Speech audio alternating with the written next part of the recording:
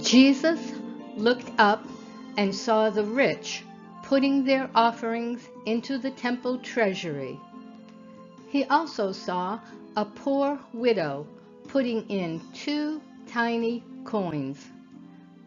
"I tell you the truth," he said, "this poor widow has put in more than all of them. For all these people have put in gifts out of their surplus, but she, out of her poverty, has put in all she had to live on."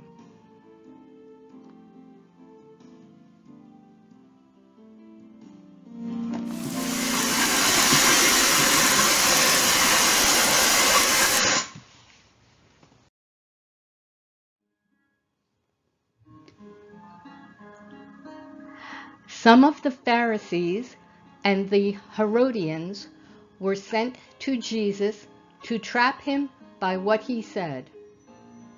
When they came, they said to him, "Teacher, we know you are truthful and defer to no one, for you do not show partiality, but teach truthfully the way of God. Is it lawful to pay taxes to Caesar or not? Should we pay or should we not pay?"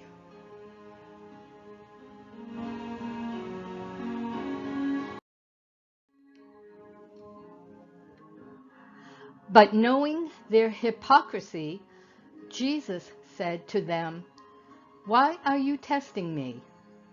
Bring me a denarius to look at." So they brought one. "Whose image and inscription is this?" he asked them. "Caesar's," they said.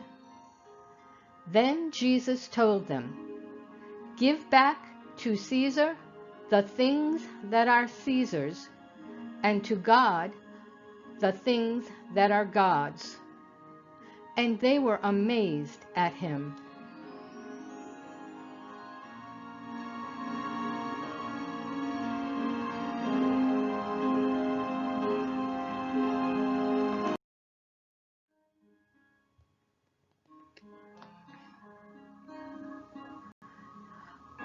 One of the scribes approached.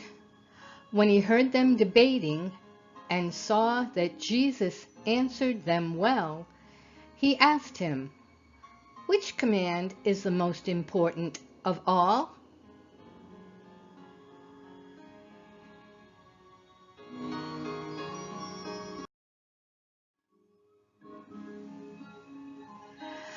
"This is the most important," Jesus answered. "Listen, Israel, the Lord our God, the Lord is one. Love the Lord your God with all your heart, with all your soul, with all your mind, and with all your strength. The second is, love your neighbor as yourself. There is no other commandment greater than these."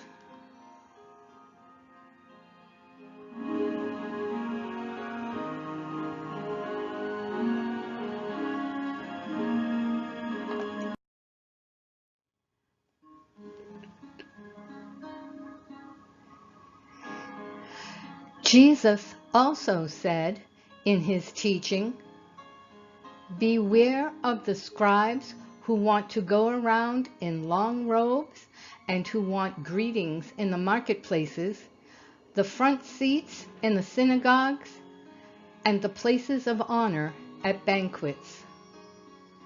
They devour widows' houses and say long prayers just for show.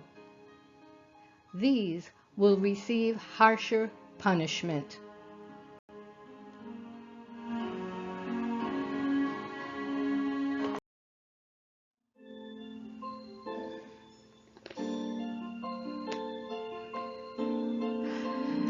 Jesus sat down across from the temple treasury and began observing how the people were putting money into the treasury. and many rich people were putting in large sums. A poor widow came and put in 2 tiny coins, worth very little.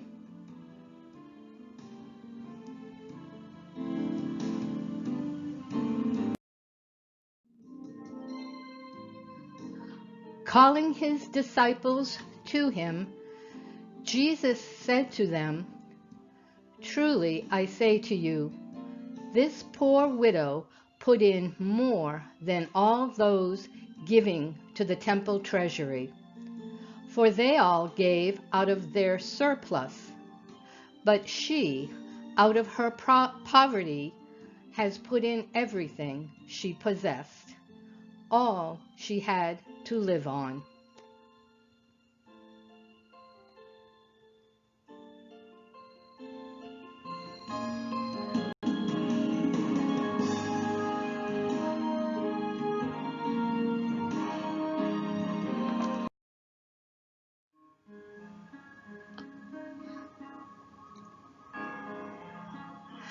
Remember this: the person who sows sparingly will also reap sparingly, and the person who sows generously will also reap generously. Each person should do as he has decided in his heart, not reluctantly or out of necessity, for God loves a cheerful giver.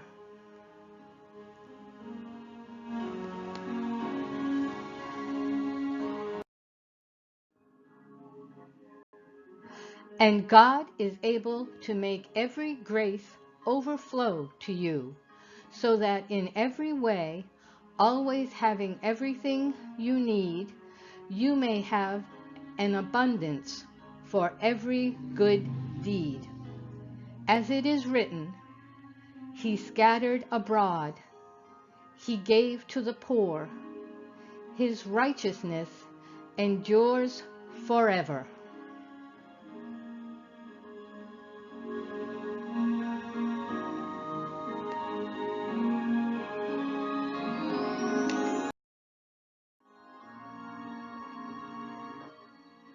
Now, the one who provides seed for the sower and bread for food will provide and multiply your seed for sowing and increase the harvest of your righteousness.